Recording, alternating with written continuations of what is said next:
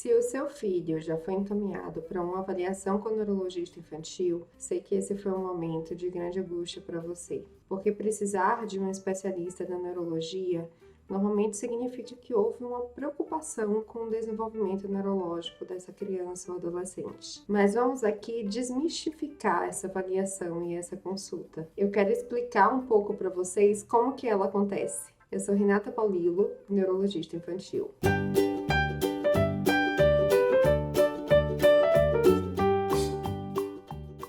A verdade é que nós, neurologistas infantis, normalmente avaliamos mesmo crianças com suspeitas de alterações no desenvolvimento neurológico, seja por uma suspeita de alteração no formato da cabeça, ou por uma crise epiléptica, ou por algum atraso do desenvolvimento. O pediatra faz a puericultura, ele faz cuidados do dia a dia da criança, a prevenção e cuida das doenças mais comuns. E quando ele caminha para o especialista, é para avaliar algum ponto que gerou dúvida durante a sua avaliação. Ou então, quando a criança ou adolescente apresentou uma alteração mais súbita, mais aguda. Esses são os casos que, por exemplo, avaliamos no pronto-socorro, uma crise de dor de cabeça mais intensa, ou uma criança que está com dificuldade para andar, ou uma criança que está com uma meningite mais grave, ou com uma suspeita de crise epiléptica. É claro que o motivo dessa avaliação vai gerar uma angústia e preocupação nos pais e familiares.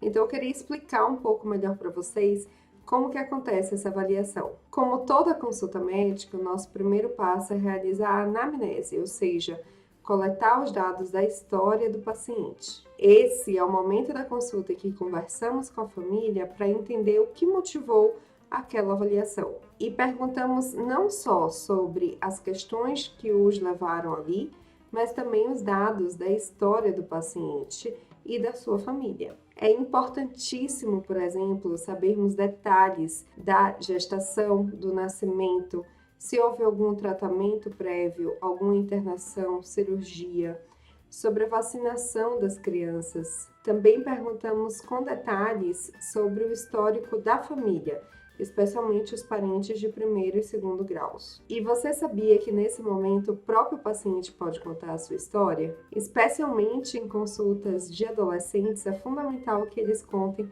a sua própria versão. Daí, depois dessa etapa, vem o exame físico e neurológico. Sempre vemos o peso, a estatura, a medida do perímetro cefálico e, por fim, o exame neurológico, que para muitos pode parecer uma brincadeira, ele é adaptado para cada idade. Avaliamos a força muscular, a coordenação, a sensibilidade, o equilíbrio, a marcha do paciente. Se a criança é maior, fazemos os mesmos testes de adultos. E se a criança é pequena, adaptamos para a fase de desenvolvimento que ela se encontra. É nesse momento que fazemos a busca dos reflexos com o nosso famoso martelo neurológico. Ele nos dá informações importantíssimas e nós sempre fazemos a avaliação desde recém-nascidos a crianças mais velhas. O exame neurológico não dói e não vai deixar nenhum trauma no seu bebê, mas sabemos que nem sempre as crianças gostam de ser examinadas. Por isso, nós fazemos o exame neurológico em etapas, de acordo com a tolerância de cada criança. Às vezes, a gente precisa iniciar a avaliação no colo dos pais ou no chão durante uma brincadeira, até que a criança se sinta mais à vontade, até ir à maca e nós terminarmos uma avaliação completa. Respeitar o tempo e o limite de cada criança é fundamental para nós termos uma avaliação mais fidedigna. Nós também avaliamos a parte cognitiva.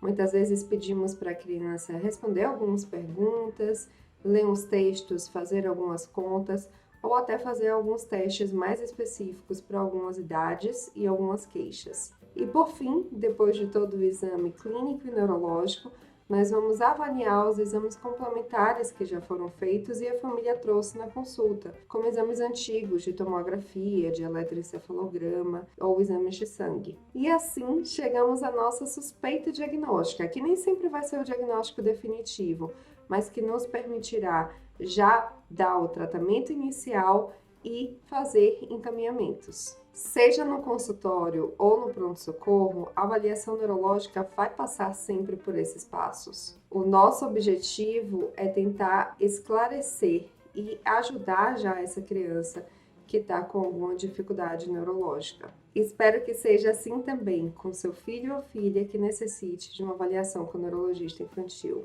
Você ficou com alguma dúvida? Deixe aqui a sua pergunta.